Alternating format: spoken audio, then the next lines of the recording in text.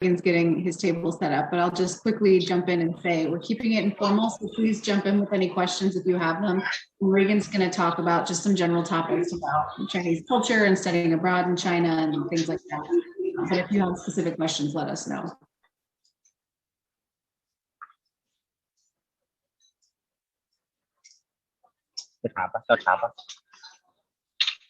All right, I'll start with some tea.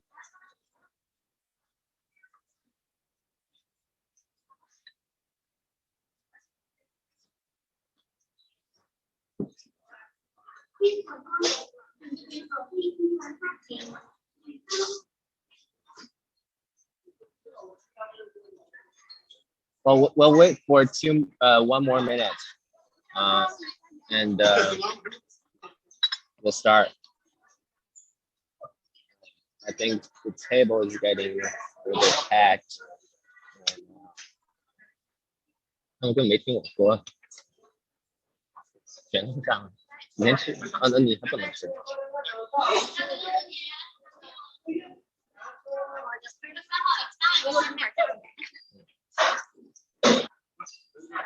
So my girlfriend is right next to me. That's whom I'm talking to. She's kind of helping me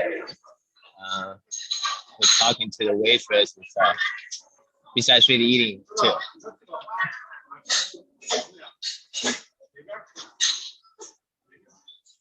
Right, I think we can start. I'll just give you a quick look at the food that was just brought up. All right.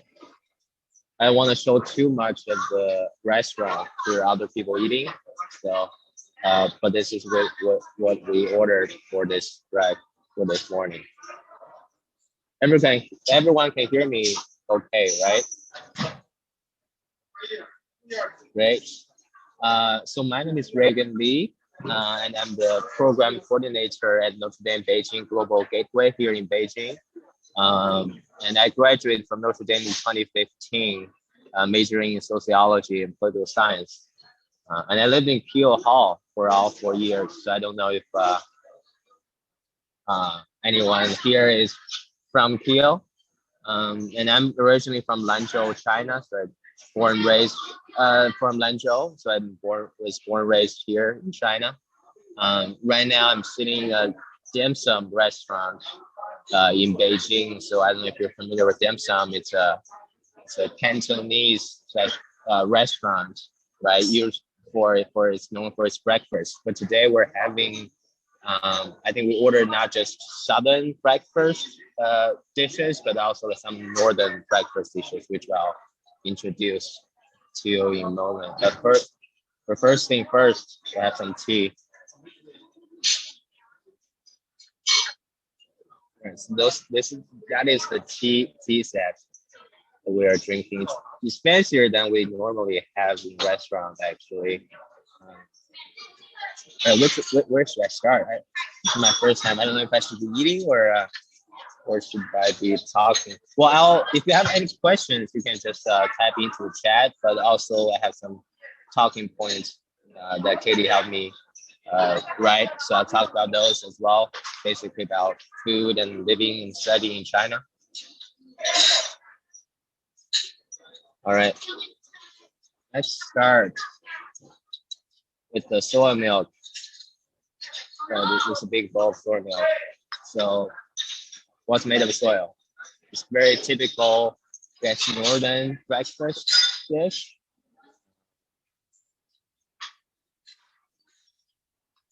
But usually it's not flavored, so you can add sugar into it or not. It's up to you. But sugar is usually the only thing that we add to soy milk for breakfast, if you add anything. And here we have this, what's it called? Youjiao. It's really long. It's not as long as this. It's like called half-meter youjiao. So basically, youjiao is the deep fried dough. I don't know. Wow. Very huge. So usually you can just eat it like this, like dry. Sometimes we'll dip it into the soy milk and we'll just um, drinking. There are two different ways of eating it. Maybe today I just eat it dry.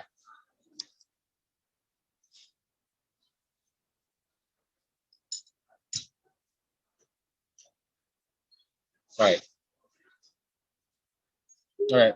Let's start with some real questions. Thanks. So I don't know if you all are familiar with the um, Beijing Global Gateway. So we're part of Notre Dame's global network. So Notre Dame has 11 gateways and centers in the world, and Beijing is one of them. And we are, as the name suggests, the gateway where Notre Dame engages with China and China engages with Notre Dame. So we basically are involved with everything Notre Dame. We promote the university. Yeah, thank you. We promote the university in China through our social media. Also, we help organize and host events. So we work with basically any unit on campus if they want to work with us to help the missions. Sometimes their efforts will help faculty and researchers if they want to establish a research partnership in China. And we work with our study abroad team, which is in the same division, Notre Dame International, as the gateways and centers. So when you all come to China as part of the study abroad program, we'll support whatever you do here with your academics, with taking you to restaurants like this, doing cultural orientation and stuff. Yeah, and we also have a large network here in China. We build up with our partners, with alumni, with parents, and that's so when, for example, or with universities, with companies. So if a student, Notre Dame student, wants to have an internship in China, we can, reach out to our partners and alumni and see if they can find internship opportunity for them. If a researcher, like we said, a faculty wants to research with the Chinese university, we help them find a university they would like to collaborate with. And yeah, so we basically do all sorts of things. We promote our sports teams, the Fighting Irish, here in China too. Now it's the football season. Yeah, so we do all kinds of different things.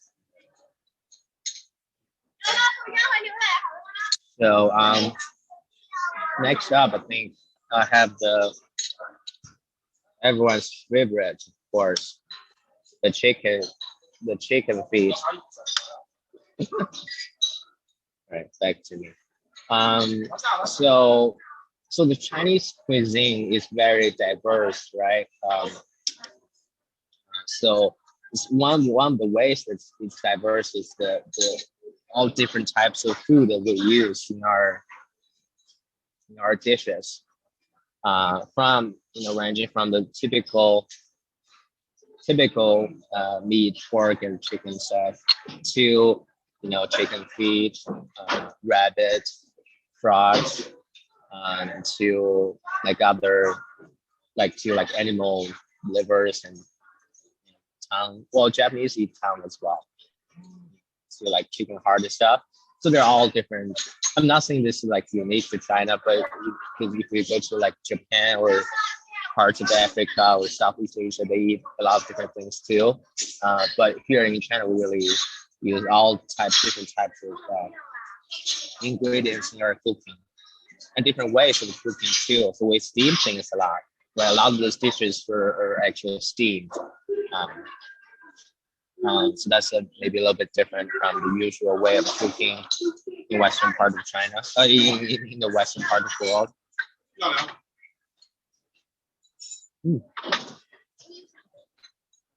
Actually, chicken feet is one of my favorites since growing up, since childhood. So, but I'll stop. Right? It's very chewy. Well, maybe there's not everyone's thing, so I stopped eating that. All right, so there are many. What's next? Let me see.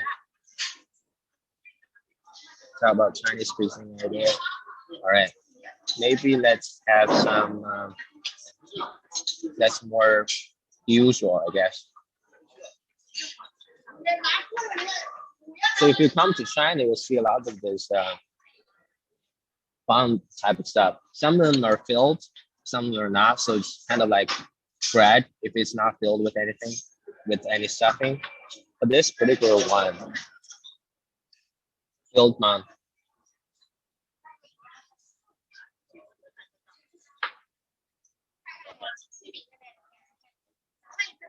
This one has yellow, so it has yellow stuffing. So it has egg yolk, I think, and custard.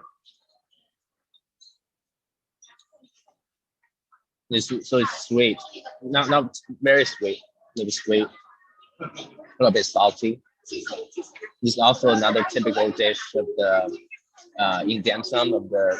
So if you go to Hong Kong, or if you go to southern parts of China, this is what they eat for breakfast.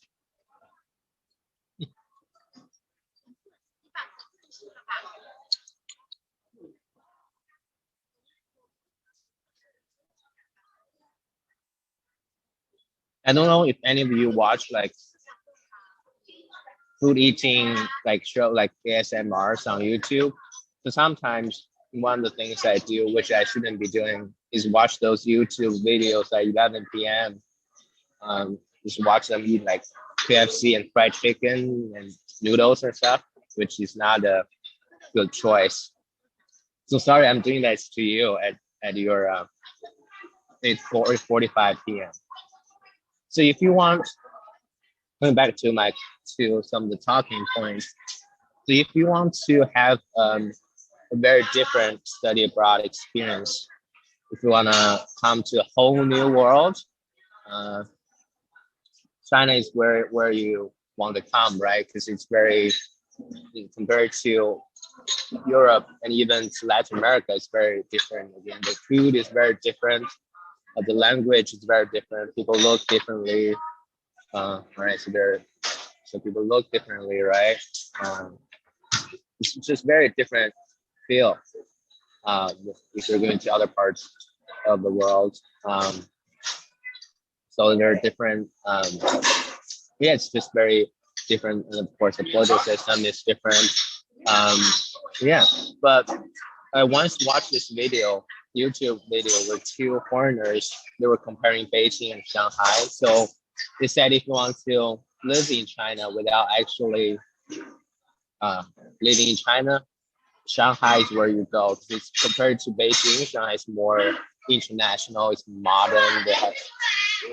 Shanghai has more foreigners than Beijing does. So it's more Western compared to Beijing. And because Beijing is the capital city, right? So it's the political center of China. It's the cultural center of China. So definitely you can feel more Chinese if you're in Beijing versus going to Shanghai for study abroad. And definitely the political atmosphere is different, right? Again, because all the it's kind of like Washington D.C. in the U.S., right? All the politicians, the officials in the government live and work in Beijing. All the government buildings are in Beijing, right? So you can definitely feel that you're in China. Of course, you'll feel that in Shanghai too, but not as much as here in Beijing. So that kind of gives you a different. So it depends on your priorities, right? Like we said, if you want to come to China without losing too much of the lifestyle that you're used to in the United States, Shanghai is where you go. All right. Reagan, can I jump in and talk a little bit about the programs? I think that was a really good introduction to the culture. So I'll just comment quickly. We have 4 programs in China. 2 are in Beijing. And I think if you really want that truly authentic experience, applying to Peking University is the way to go. At that program, we have two different tracks. So there's an intensive Chinese language track if you are studying the language, or they have a track where you can take all of your courses in English. So if you're studying a particular subject area, I know they have definitely some business, arts and letters types of courses, but I've also seen some science and engineering mixed in. So if you're looking just to take courses in English, PKU actually can give you that too. So that's a great option. But if you are looking for something that's in Beijing that perhaps gives you still a little bit of that comfort bubble of being in a, surrounded by people that are from the US, we also work with the Beijing Center. And that program is kind of run through a third party, and it is on the campus of the University International Business and Economics, UIBE. So you'll have a little bit of an integration with local students, but your actual classes will all be with other Americans. The one potential downside to that program is that the course listing is very limited. I think they offer maybe 20 to 25 classes a semester. They tend to be a little bit lower level. So university requirements, electives, arts and letters types of classes. If you are looking for something in Shanghai, we do have a Shanghai program that's also run through a third-party provider. So all of your classes would be with other Americans. Probably wouldn't get quite the same cultural experience, but you would have some excursions. You would still get to know some local students just being on that campus down there. It's the East China Normal University campus. And then we have our newest program, and Reagan might know a little bit to comment about the location in Shenzhen, which is in southern China, very close to Hong Kong. But we now work with SUSTech, and they are very good for science and technology. So science courses, a lot of computer science, engineering, things like that. So that's another option.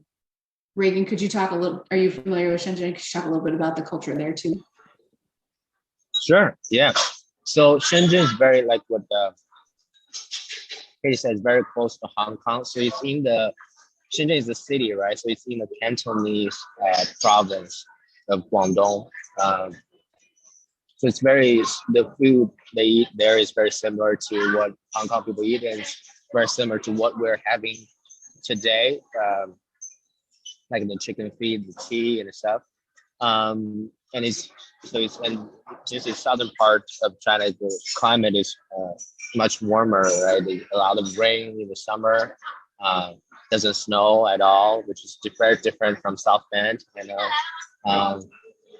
and you can basically, if you go to the right port in Shenzhen, you can basically just walk to Hong Kong as a foreigner. So it's very, if you want to take you can basically take a weekend trip to Hong Kong essentially.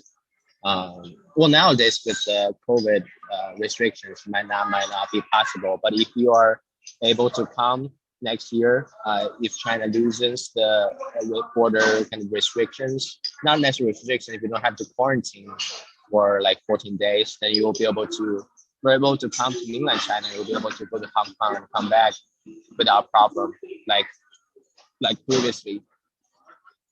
So this university, SUSTech, the new partnership we have. I haven't visited there yet, but like as the name purely, when you're in China, you can tell the name tells a lot, right? The university's name tells a lot what it does.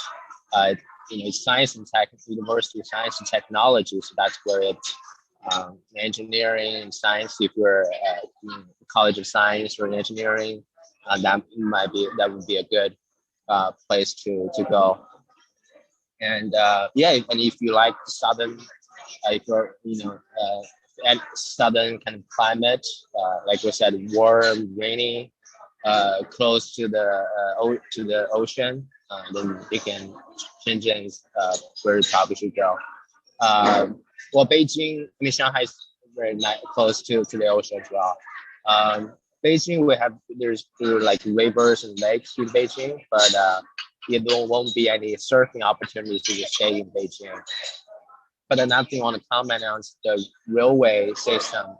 Maybe you have already heard of it, the bullet trains, right? It's very convenient and affordable in China. So even though you're living in an inland city like Beijing, you can even take, like I said, a weekend trip to some of the coastal cities. So I did some research. The distance between Beijing and Shanghai is 800 miles. And the fastest bullet train from Beijing to Shanghai takes only about 4 hours and 18 minutes. So you can be in Shanghai from if you're studying Beijing, you can be in Shanghai in less than 1 hour and 30 minutes, and vice versa. And it's pretty far, right? It's 800 miles away. And if you're going to closer cities, it actually is even faster. So it's pretty convenient. Um, so a lot of people take the bullet trains instead of flying, right? Because you have to there's certain restrictions on what you can bring to the airplane. You have to go through the check-ins and stuff. But for trains, it's much easier. All right. Let's start with the next dish. It's very cute. Usually they don't. It's a basket within a basket. Right, so it's a dumpling shrimp. But you can see it's very different. It has a kind of a very transparent texture to it. Like that. And usually it has the entire shrimp in it. Right, there's the entire, I don't know if you can see it. There's the entire shrimp.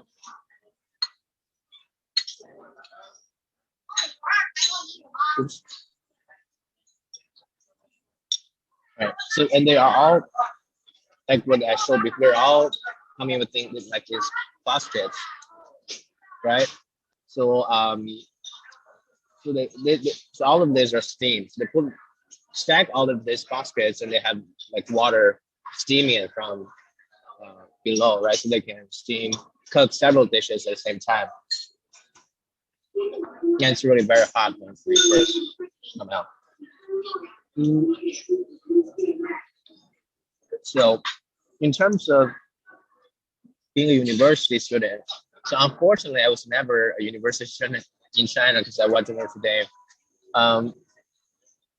But I imagine it's a lot of fun nowadays, especially there are a lot of different things to do in big cities like Beijing or Shanghai or Shenzhen. So by the way, there are four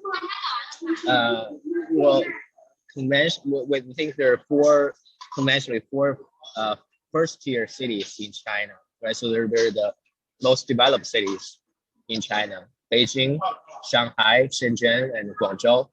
Both Shenzhen and Guangzhou are in one province. So you can see all of our study abroad programs are during academic year are in the first tier cities. There are a lot of cities in China, and only four or five of them are in the first tier.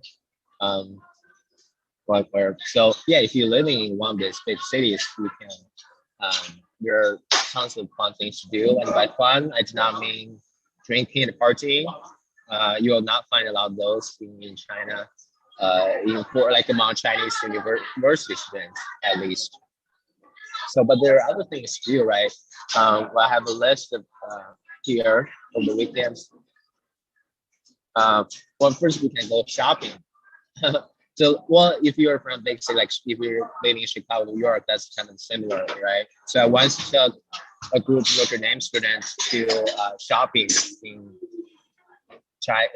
Beijing, right? And one of them said that was the biggest mall that she had ever been to, because it was a 10-floor mall. It has 10, and it's not unusual to have a mall with like 10 or 11 floors. And you really have like clothing brands, all different types of clothing brands, and restaurants on the upper levels, and you almost always comes with a movie theater, so you can do shopping, eat, and watch a movie all in one place. Another thing you can do on weekends is karaoke. So it's not the same as the American karaoke, where I think there's a karaoke bar, right? You have to go. Correct me if I'm wrong, but you have to sing, I think, in front of foreigners, in front of like strangers, I suppose. But here in China, they're all of them are private rooms, private suites. You go to these karaoke places, they have a lot of different rooms, just different sizes. The smaller ones are only like 3 to 4 people, but there are bigger ones that are like 10, 50, you can fit in 10 to 15 or 20 people. So you're only with the group of people you went with, and you can order food drink, drinks, beverages, um, everything there, so you can eat. And there are games, you can play dice games or poker games if you don't want to sing. There are a lot of different choices, options to do, um, even in a karaoke, right? And they even have karaoke booths in restaurants and in shopping malls. So these booths are only for 1 to 2 people. So if you're waiting in airport for your flight, or if you are just waiting in line for or you're waiting for a very popular restaurant, right? So sometimes you have to wait for 30 or even 1 hours to get into a restaurant. So if you're waiting, you can go with your the friend to a karaoke booth. It's just two of you, right? And the booth is soundproof. You can just put your headphone on and sing whatever songs you want to sing while you're waiting for food or waiting for getting on a plane. And escape rooms are very popular among young people nowadays too. So I'm not talking about like the video game you play on computer, but it's like actual escape rooms. I don't know, do they have those in, like, they probably do, right? We do, yeah. Right. So some of them are your horror themes. They have the, I don't know if it's called NPCs maybe. So the staff will dress up and kind of, there's a plot, right? You have to, with your friends, try to find clues to escape, right? And sometimes you put on costumes to kind of play so kind of like show almost. And sometimes you have to have scripts too, but of course you have to know how to read Chinese and to understand the scripts, right? But also you can just choose one you can just follow along with them. Because usually for those horror theme escape rooms, the fun is not really. It's basically you can just watch your friends scream. That's basically fun. Right? Another thing is stand-up comedy is getting popular too here in China. I know it's very common in the US, but now it's another thing. A lot of young people buy very expensive tickets to watch stand-up comedies over the weekend in Beijing or Shanghai, and they even have English shows. So you can actually go and see Chinese comedians perform in English. All right, what's our next dish? Maybe I have stuff on here. All right, another basket.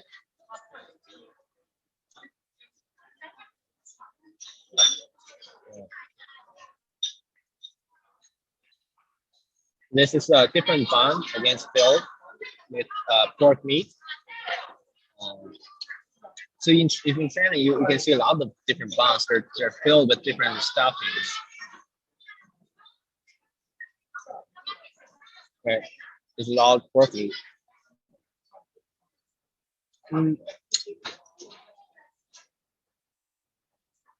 So talk a little bit about knowing the Chinese language. Like I said, language is entirely different, right? So many people in big cities, especially young people, know how to speak English. But if you go on taxi driver probably won't speak English. A lot of the waiters here probably won't speak English. So it's good if you have some knowledge of Chinese, but it's not a requirement, right, for a lot of our study abroad programs. But again, if you speak Chinese and you're open, you can have deeper conversations with people. Then you can do more things. So it definitely opens a lot of doors for you if you speak Chinese. Does any of you speak a little bit any Chinese? Students here? Maybe, I don't know. Like I'm looking at phones, so I can't really see what's going on. Right. Anyways, yeah, if you have any questions, feel free to tap into the chat. All right, what's next? Hey, Reagan. Go ahead. Can I jump in with one question? I received asking about opportunities to attend Mass as a Catholic person in Beijing. Could you talk about that a little bit? Mm-hmm. Yes, once I finish this dumpling shrimp dumpling. Sorry.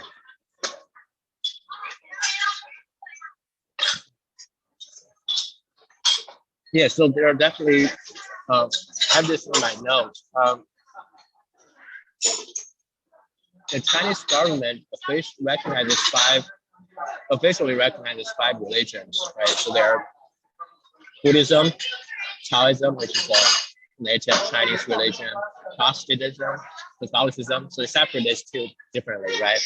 And Islam. So, um, so if you belong to a different, and by Protestantism, it has all sorts of the Protestant churches are included, right? Um, but most of the Chinese Protestant churches are interdenominational. But if you are part of, if you belong to any other, for example, if you're Jewish or you're Sikh, it might be a little more difficult to find places to worship or other fellow believers, right? But Catholics and Protestants uh, there are many of them. Well, I should say many of us, because I'm a Catholic too. Um, so definitely there are opportunities in any parts of China. Surprisingly, um, even in rural villages, you'll find um, uh, opportunities to worship and to go to mass.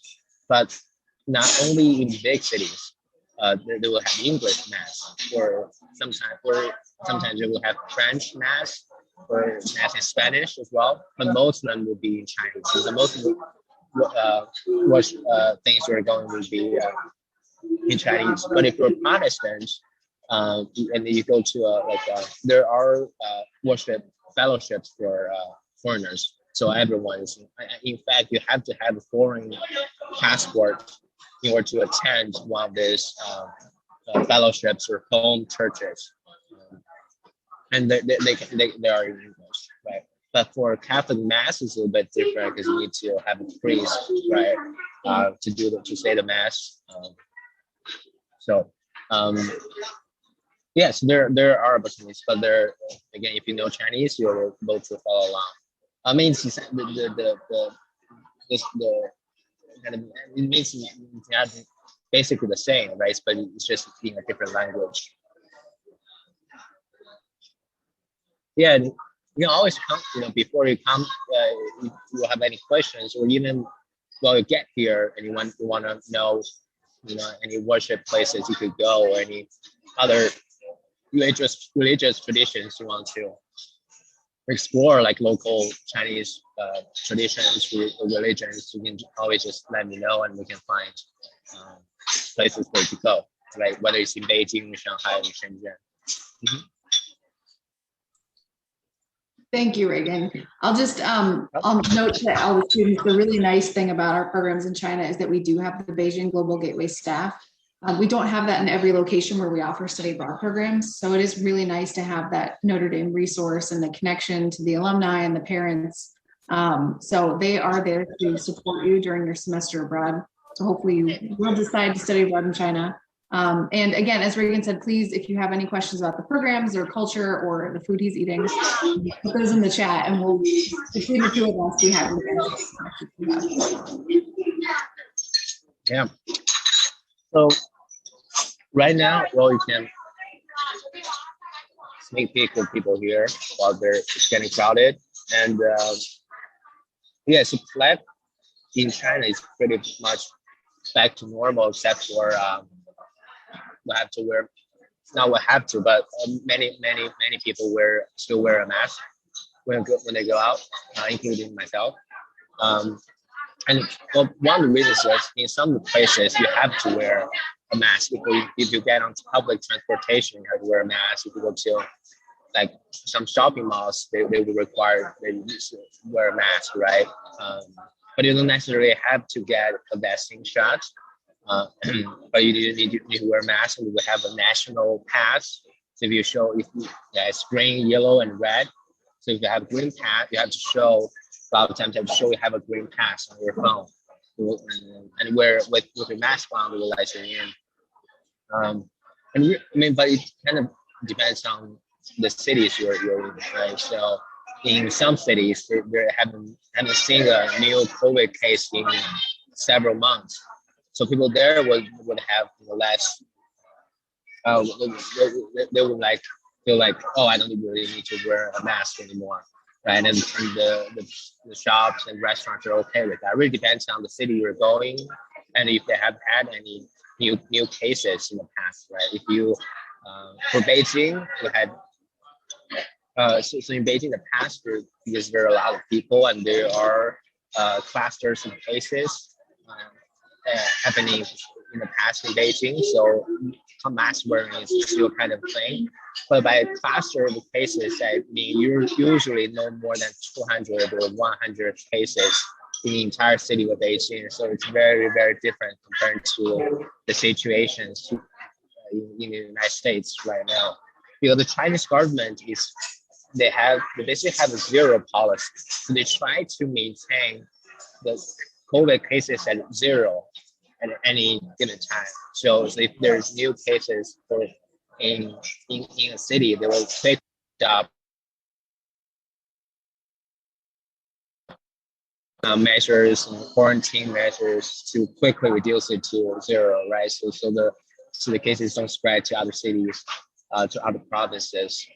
So pretty much life here is again, yeah, this way.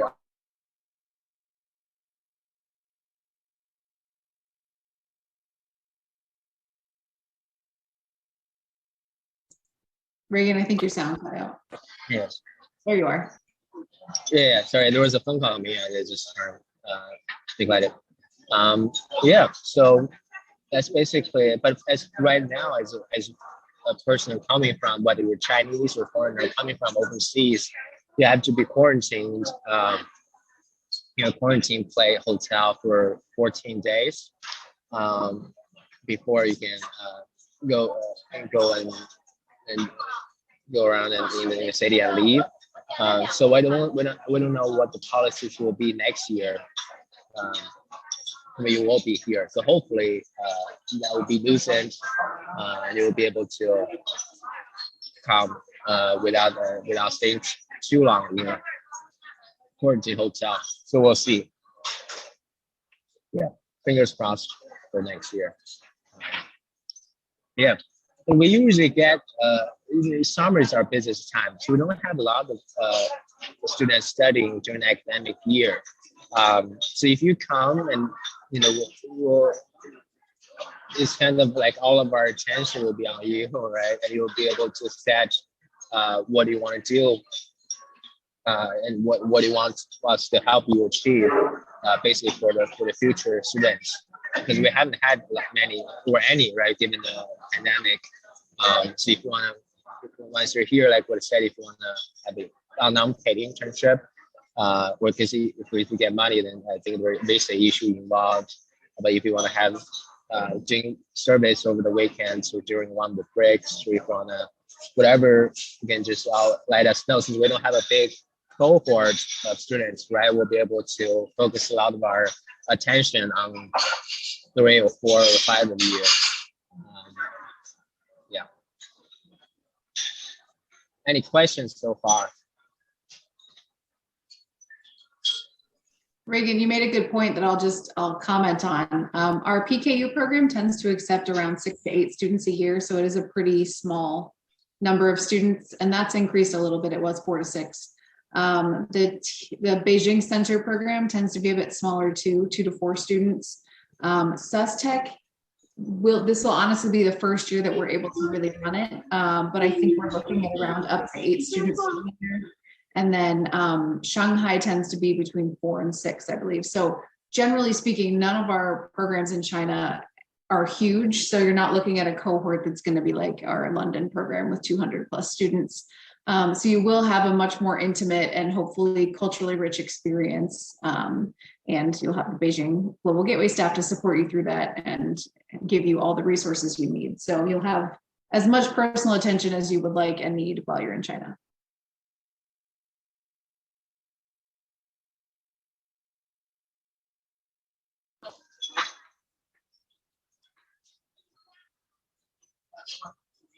All right, I think I have public transportation next on my list. I kind of touched on this a little bit about railway trains, but the inner city subway system is also massive. cities, again, in big cities like Beijing or Shanghai, it can basically take you to every corner of the city, and it's very clean. So it's unlike New York City subway, right? There are no rats and stuff. So glad I'm eating right now. So it's super clean and super fast. But for if you're a study abroad student, I think you're probably live on or near the university campus. So you probably don't need public transportation for every day taking the classes. And there are also shared bikes everywhere, right? You can just ride a bike, ride a bike if the distance is not too long. Over the weekends, wanna go to, like we said, shopping or go watching a movie, you can take the very convenient public transportation or buses, right? The taxis are pretty cheap too, because imagine you're receiving US dollars, right? I guess, as opposed from your parents, right? And then, but you're spending it here in China. So $1 equals to almost 7 Chinese yuan. So you're right. So that's a good deal versus earning money in China and spending in the United States, right? So it's not so you shouldn't be so it's pretty affordable. Of course, the restaurants they're certainly very you can spend a lot of money here in China if you want, right? Every luxury brand in the world in China, the restaurants can be very, very expensive, but it's really up to you, right? How much you want to spend. Yeah. And the credit cards major credit cards are accepted, right? So if you can get I would recommend either Visa card or MasterCard. And we don't really use checks here. And right now, usually we just use our phone for mobile payment. So you won't see a lot of cash either in this wallet. So, but if you think it's too complicated, you can just bring some cash or bring a credit card and a debit card. You can withdraw cash from ATMs, right? From your debit card. There will be a fee if you withdraw it from a credit card. So we'll have orientation, of course, before you depart from US and once you get here in China. So we'll get all of this important, essential things covered. So you don't have to really, so you don't actually need to worry about these things. All right. Okay, I think these are most of the things talking points that I have. So I don't know if any of you have any questions. Thank you, Reagan, for covering the cultural topics. That's very helpful because I really only know the program specifics. If you have questions about program specifics, please feel free to reach out to me. You can send me an appointment request or just an email, and I'm happy to answer any questions you have. But just very general overview, we have the 4 programs, as I mentioned, 2 in Beijing, 1 in Shenzhen, and 1 in Shanghai. You don't need to technically speak Chinese for any of the 4 of them because all of them offer classes in English. However, if you are studying Chinese, I would say that PKU is by far the best option to continue your language. You can certainly also comprehensive language track on the Shanghai program. I would not necessarily recommend the other 2 programs for language. This is more content focused. Yeah, so with any program, you will need to speak. I'll help you through that process. But you'll have to take 15 credit hours while you're abroad. The Google Study Abroad semester costs the same as a Notre Dame semester. And your fees that you pay to Notre Dame cover your fees abroad, basically, except for your flight over there, your visa, and any personal spending money. But you will receive a stipend for food, so you can cook or spend it however you'd like in the different restaurants, public transportation, whatever the case would be. 4 really great programs to choose from, wonderful colleagues in Notre Dame to support you throughout your semester. Are there any questions? Otherwise, we're pretty well done for today. I am going to post some more formal information about the China programs next week. Hold on, let me look at my calendar real quick, and I'll tell you exactly when that is.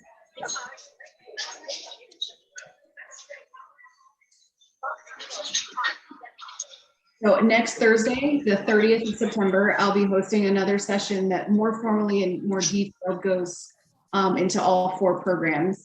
So if you're interested in attending that, that'll be 5 p.m. and I'll just put that link in the chat so you can put that in your calendars and we can go into more depth about the actual programs. I don't go into as much depth about cultural items, so I'm grateful to Reagan for being for this evening. Are there any questions for Reagan specifically? I'm happy to answer any programs. But otherwise, we will go ahead and close out in the next couple of minutes. Wouldn't you say the next meeting was? The next meeting will be next Thursday, September 30th at 5 p.m.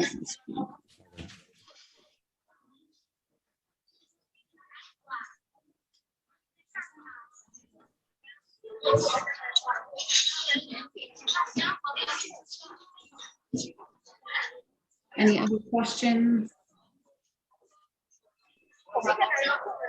Any questions about all the delicious food that Reagan's eating? All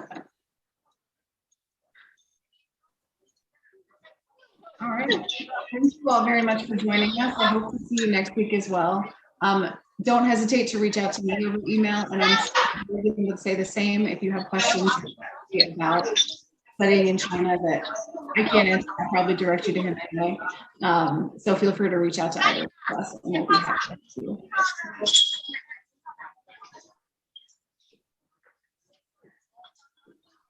Okay. Thanks so much, everyone. Have a good evening. Bye-bye. Away with my chicken feet. Enjoy that breakfast.